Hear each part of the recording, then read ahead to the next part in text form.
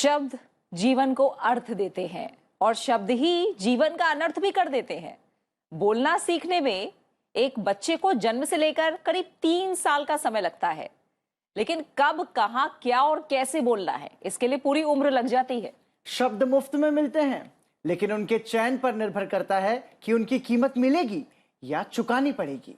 कबीर कह गए हैं, ऐसी बानी बोलिए मन का आपा खोए, औरन को शीतल करे आपहु शीतल होए। यानी बातचीत का सलीका ऐसा हो कि आप दूसरों का मन जीत लें।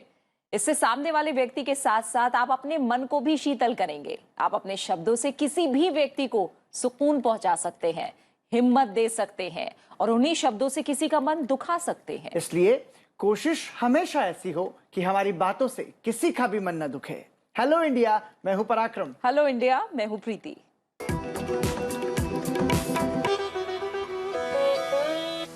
और आइए सबसे पहले नजर डालते हैं देश की बड़ी राष्ट्रीय सुर्खियों पर। राष्ट्रपति रामनाथ कोविंद 3 दिन के गुजरात दौरे पर हैं। अहमदाबाद एयरपोर्ट पर राज्यपाल आचार्य देवव्रत और मुख्यमंत्री भूपेंद्र पटेल ने उनकी अगवानी की। राष्ट्रपति का आज भावनगर जिले का दौरा करने का कार्यक्रम है। 5 नवंबर को प्रधानमंत्री नरेंद्र मोदी उत्तराखंड जा रहे हैं। प्रधानमंत्री भगवान केदारनाथ के दर्शन करेंगे और कई विकास कार्यों का लोकार्पण और शिलान्यास भी करेंगे। प्रधानमंत्री के इस दौरे के मद्देनजर तैयारियां तेज कर दी गई हैं। खास बात यह है कि प्रधानमंत्री का ये 1 महीने के भीतर दूसरा उत्तराखंड का दौरा होगा।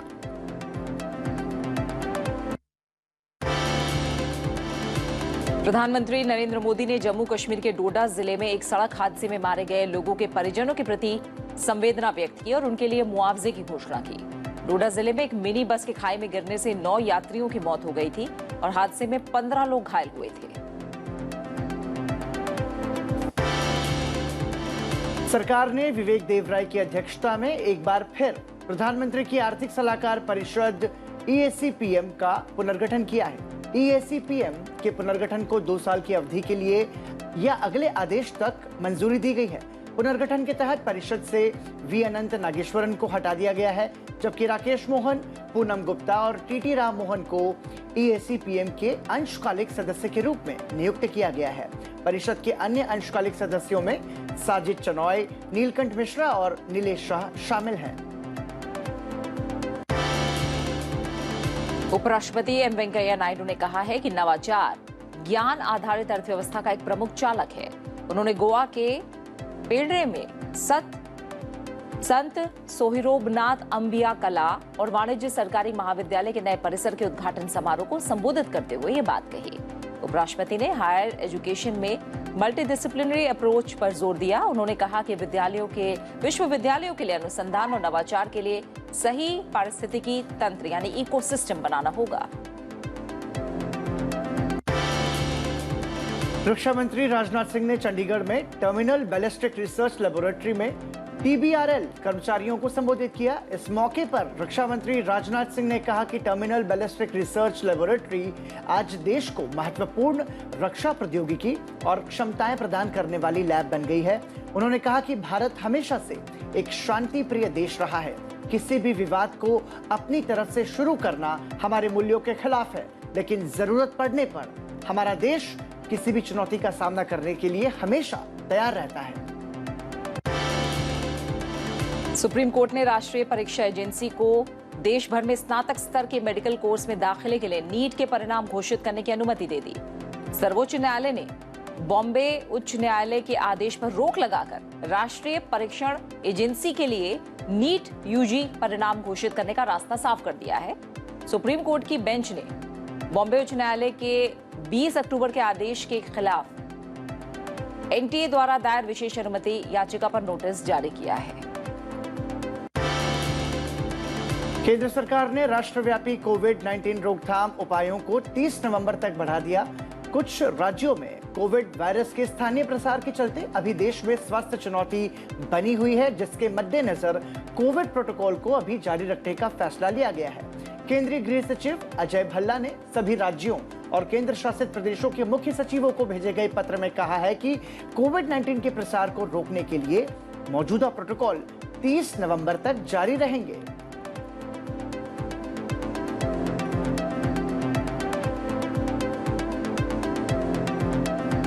और देश की बड़ी खबरों पर नजर डालने के बाद आइए अब बात करते हैं NEWS यानी नॉर्थ ईस्ट वेस्ट साउथ तमाम राज्यों से आ रही बड़ी खबरों पर। महाराष्ट्र सरकार ने 9 बाढ़ से प्रभावित जिलों के किसानों को 7 अरब 74 करोड़ रुपए की सहायता की मंजूरी दी है।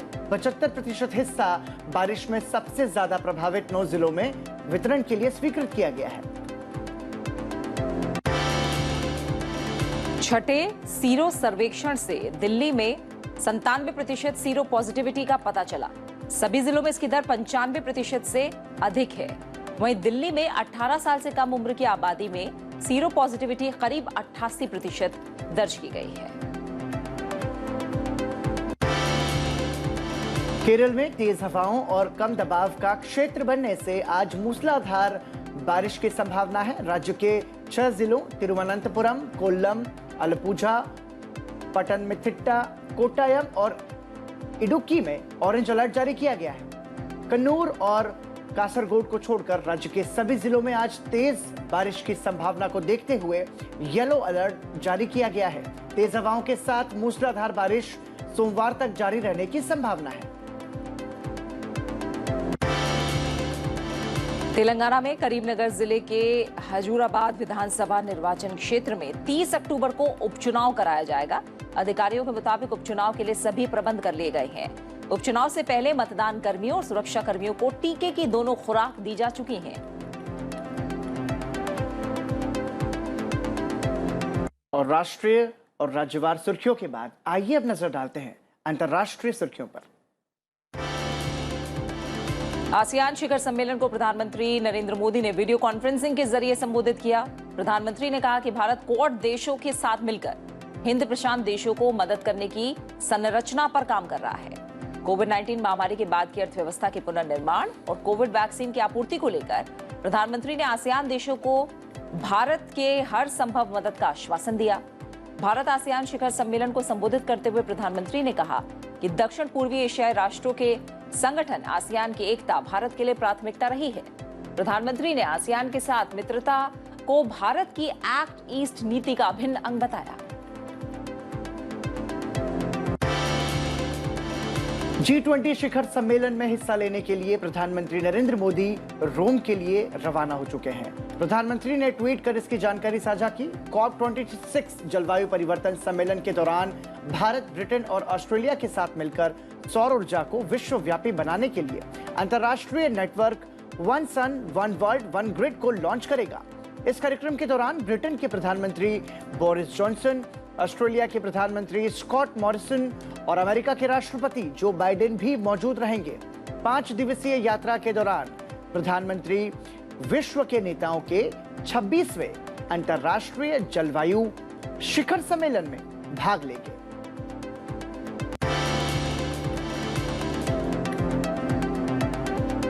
केंद्रीय वित्त मंत्री निर्मला सीतारमण रोम में आयोजित G20 देशों के समूह के वित्त और स्वास्थ्य मंत्रियों की बैठक में आज भाग लेंगी। इसमें कोविड महामारी की रोकथाम को मजबूत करने के उपायों पर चर्चा की जाएगी। वित्त और स्वास्थ्य मंत्री इस बात पर चर्चा करेंगे कि महामारी के खिलाफ उपायों की रफ्तार को कैसे प्रभावी बनाया जाए और मंत्रालयों के बीच आगे के लिए बेहतर तालमेल व्यवस्था का निर्माण किया जाए।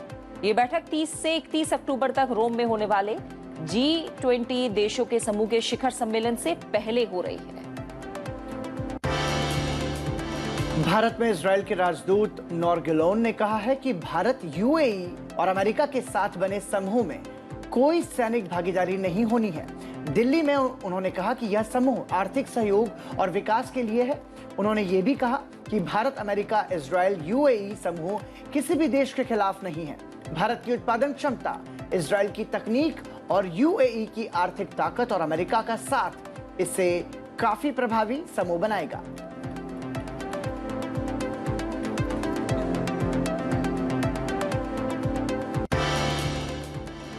और अब बात न्यूज यू कैन यूज की, यानी कि एक ऐसी खबर जिसकी जानकारी आपको होनी चाहिए। न्यूज यू कैन यूज में आज की जानकारी हमारे देश के किसानों के काम की है। बिल्कुल, कृषि प्रधान भारत में देश के अन्नदाताओं की आय को दुगना करने का लक्ष्य सरकार ने रखा है। किसानों को लाभ पहुंचाने से जुड़ी तमाम योजनाओं की जानकारी किसानों तक पहुंचाना बहुत जरूरी है। किसानों को खेती के लिए ट्रैक्टर बेहद जरूरी है, लेकिन देश में कई किसान ऐसे हैं जिनके पास आर्थिक स्थिति खराब होने के कारण ट्रैक्टर नहीं है। ऐसी परिस्थिति में उन्हें ट्रैक्टर किराए पर लेना पड़ता है या बैलों का उपयोग करना पड़ता है। लेकिन अब केंद्र सरकार पीएम किसान ट्रैक्टर योजना के तहत किसानों को आधे दाम पर ट्रैक्टर मुहैया कराएगी। आइए जानते हैं किसानों को कैसे मिलेगा इस योजना का लाभ। किसानों को ट्रैक्टर खरीदने के लिए केंद्र सरकार सब्सिडी मुहैया कराती है। इस योजना के तहत किसान किसी भी कंपनी का ट्रैक्टर आधे दाम पर खरीद सकते हैं। बाकी का आधा पैसा सरकार सब्सिडी के तौर पर देती है। इसके अलावा कई राज्य सरकारें भी किसानों को अपने अपने स्तर पर ट्रैक्टरों पर 20 से 50% तक की सब्सिडी मुहैया कराती हैं। केंद्र सरकार की तरफ से सब्सिडी एक ट्रैक्टर खरीदने पर ही दी जाएगी। अगर कोई किसान इस योजना का लाभ उठाना चाहता है तो जरूरी दस्तावेज के तौर पर किसान के पास आधार कार्ड, जमीन के कागज, बैंक की डिटेल, पासपोर्ट साइज फोटो का होना जरूरी है। इस योजना के तहत किसान किसी भी नजदीकी सीएससी सेंटर पर जाकर किसान ट्रैक्टर योजना के तहत ऑनलाइन आवेदन कर सकता है। पीएम किसान ट्रैक्टर योजना का लाभ खेती योग्य भूमि वाले किसानों के नाम पर ही होना चाहिए। यदि खेती की जमीन किसी और के नाम पर है तो किसान ट्रैक्टर सब्सिडी प्राप्त करने के लिए उसके नाम पर आवेदन नहीं कर सकता। और ये महत्वपूर्ण जानकारी जो कि किसानों के काम आ सकती है। और प्रीति, जो कोशिशें हैं लगातार, मुझे लगता है बहुत सारी योजनाएं हैं, लेकिन जिनके लिए बनाई गई हैं उन तक पहुंचना जरूरी है। बिल्कुल, और तमाम ऐसे छोटे और सीमांत किसान हैं जो चाहते हैं कि उनका अपना ट्रैक्टर हो। एक बहुत बड़ी मदद हो सकती है। कहने के लिए सिर्फ ट्रैक्टर के लिए योजना है, लेकिन पराक्रम ये आम किसान के लिए एक बड़ी मदद के रूप में सामने आ सकती है। बिल्कुल, इसी के साथ आगे बढ़ते हैं और बात करेंगे आज अब आपकी सेहत की। और प्रीति, आपकी सेहत की बात करें तो आज हेल्थ में हम व्यूअर्स के लिए क्या कुछ खास लेकर आए? आज हम हेल्थ में वो समस्या लेकर आए हैं जो आज बहुत आम हो गई, और खासकर हम देख रहे हैं कि कोविड के बाद ये समस्या लगभग, मैं कहूंगी कि हर व्यक्ति के सामने आई है। और लोगों में जो हेयर फॉल की प्रॉब्लम है, बाल झड़ने की, हेयर फॉल या कहें हेयर लॉस भी लोगों को हो रहा है, इसका सामना करना पड़ रहा है। कई बार मौसम की वजह से ये समस्या होती है और कई बार पोषक तत्वों की कमी भी इसका एक बड़ा कारण हो सकती है। हेयर फॉल के कारण और क्या है और इसका क्या समाधान है, आइए जानते हैं हमारे एक्सपर्ट से। आज हम एक ऐसे विषय पे बात करेंगे जो कि बहुत ही चिंता का कारण बन चुका है आज के दिन, which is post Covid hair fall. लोग बहुत परेशान हैं अपनी हेयर की क्वालिटी को लेके, थिनिंग ऑफ हेयर को लेके। तो आइए जानते हैं इसके कारण क्या है और क्या है इसका ट्रीटमेंट। कोविड के दौरान और कोविड के बाद देखा गया है लोगों ने अपनी डाइट पे ध्यान नहीं दिया है, जिस वजह से बहुत न्यूट्रिएंट्स की डेफिशिएंसी हो गई, जैसे vitamin D, vitamin B12, vitamin C, vitamin E, iron and proteins. दूसरा जो कारण है वो है स्ट्रेस। तो घबराने की ज़रूरत नहीं है। अब आपको मैं बताऊंगी इसका ट्रीटमेंट क्या है। तो बेस्ट ट्रीटमेंट जो है that is a healthy well balanced diet. आपको अपने न्यूट्रिएंट्स को फुलफ़िल करना है with a well balanced diet along with a good quality of protein. तो वेल बैलेंस्ड डाइट में क्या आ जाता है, जैसे अगर मैं बात करूँ एक थाली में रोटी, सब्जी, सैलेड, ड्राई पत्ता एंड दाल, तो ये है एक वेल बैलेंस थाली। तो अगर आप ये प्रॉपर लेते हैं, दिन में प्रॉपर ब्रेकफास्ट करते हैं, इन बिटवीन स्नैक्स खाते हैं और गुड क्वालिटी प्रोटीन लेते हैं जिसमें tofu, egg, chicken, fish, paneer आ जाता है, तो आप खुद देखोगे कि आपकी हेयर फॉल में कितना रिडक्शन आ रहा है विदिन 20 डेज। इसके अलावा कुछ ऐसे विटामिन्स हैं जो आपको फुलफ़िल करने बहुत ज़रूरी हैं, जैसे विटामिन डी। तो विटामिन डी के लिए आप बेस्ट सोर्स है सनलाइट, तो आप सनलाइट में बैठ सकते हैं। इसके अलावा विटामिन सी के लिए आंवला लेना है। फ्रेश आंवला अगर आप लेते हैं उसका जूस निकाल के, which is a very good source of vitamin C. Biotin के कैप्सूल्स और टैबलेट्स आते हैं मार्केट में। टैबलेट को क्रश करके ऑयल में आपने उस ऑयल को अपने रूट्स में लगाना है फॉर 20 मिनट्स।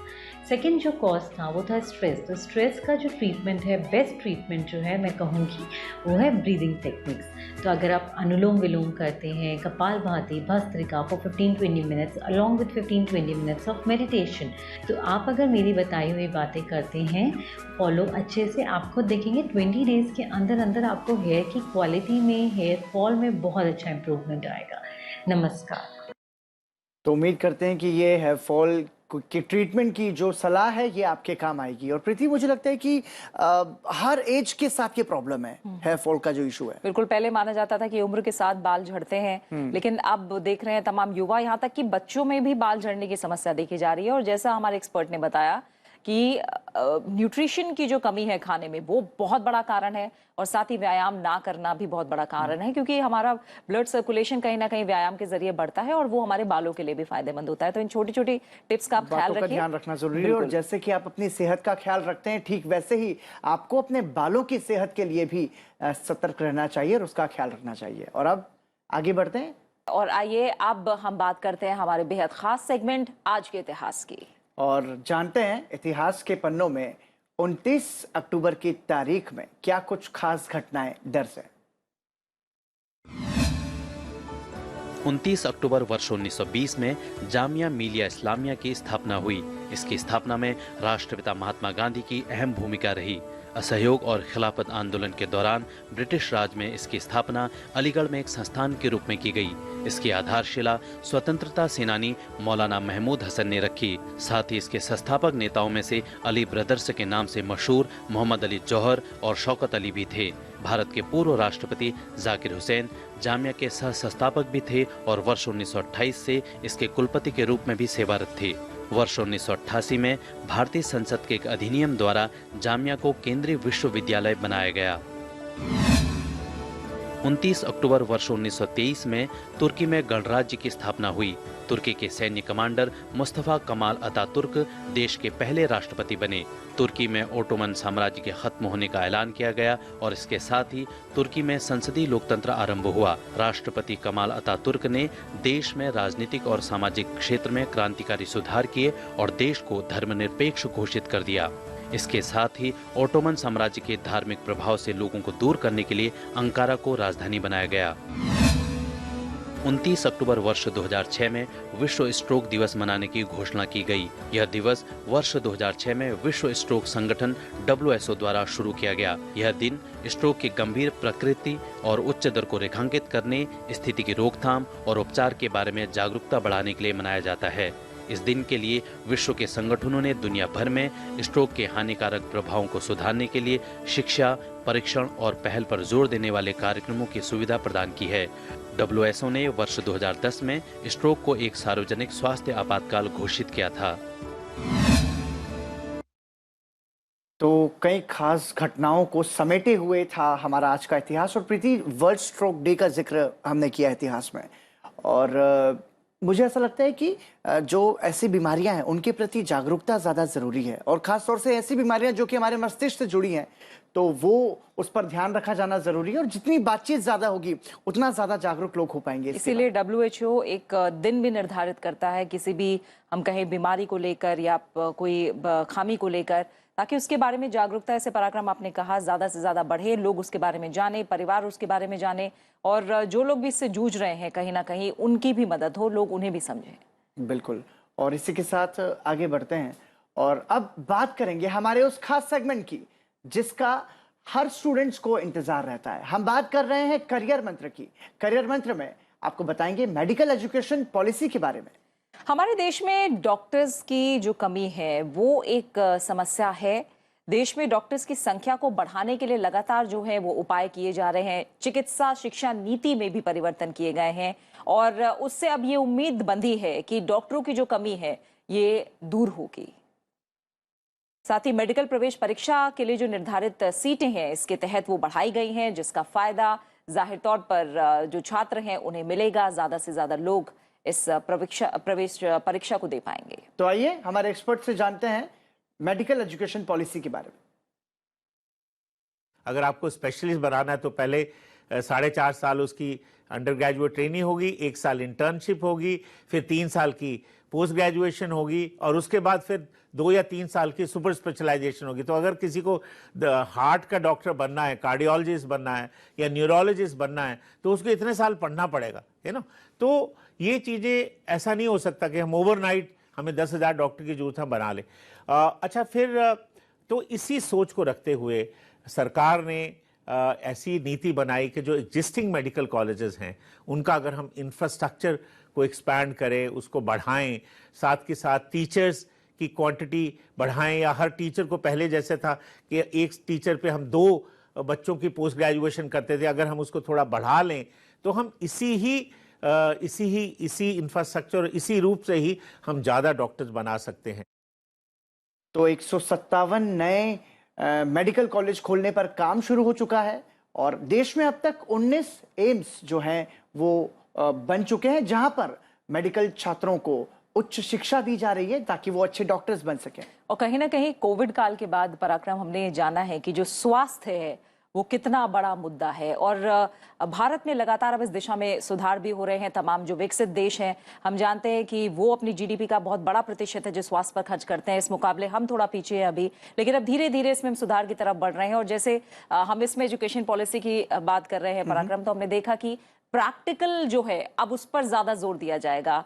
यानी थ्योरी पार्ट तो है ही, लेकिन प्रैक्टिकल किस तरह से करना है इस पर ज्यादा जोर होगा। साथ ही जो तमाम सुविधाएं भी मेडिकल कॉलेज में है उनका स्तर भी काफी बढ़ाया जा रहा है, अपग्रेड किया जा रहा है, स्टैंडर्ड भी काफी बढ़ेगा। और इसके साथ साथ जो इंफ्रास्ट्रक्चरल डेवलपमेंट है, जो कि मेडिकल जो इंस्टीट्यूशंस हैं उनको और ज्यादा पुख्ता और प्रभावी बनाता है, उस पर भी अब जो new education medical education policy है उसमें जोर दिया गया है। और आपको बता दें कि जो एमबीबीएस सीट्स हैं वो बढ़ा करके 84,000 कर दी गई हैं। तो बहुत सारी ऐसी कोशिशें हैं जिसके जरिए अच्छे डॉक्टर्स हमें देश को मिल सकें, इस पर अब काम होगा और क्वालिटी पर ज्यादा फोकस होगा। और उसको लेकर के जो टीचर्स ट्रेनिंग है उस पर भी बल दिया गया है। तो हर बारीकी पर, हर पहलू पर अब ध्यान दिया जा रहा है और इस तरफ सुधार की दिशा में आगे बढ़ा जा रहा है। और प्रीति, अब उम्मीद ऐसी कि अच्छे डॉक्टर्स हमारे देश को अब मिलेंगे, और जो कोविड के समय में जो जिस सिचुएशन का सामना पूरे देश ने किया है, कमोबेश ऐसी स्थिति का सामना दोबारा हमें ना करना पड़े, ऐसी उम्मीद हम करते हैं। और अब समय है आपसे विदा लेने का। जाते जाते आपको दिखाते हैं गुजरात का एक अनोखा रेस्टोरेंट। गुजरात के वडोदरा में इन दिनों एयरक्राफ्ट रेस्टोरेंट लोगों के आकर्षण का केंद्र बना हुआ है। आप देखिए इस लाजवाब एयरक्राफ्ट रेस्टोरेंट की झलक। और फिलहाल मुझे और पराक्रम को दीजिए इजाजत। नमस्कार। नमस्कार।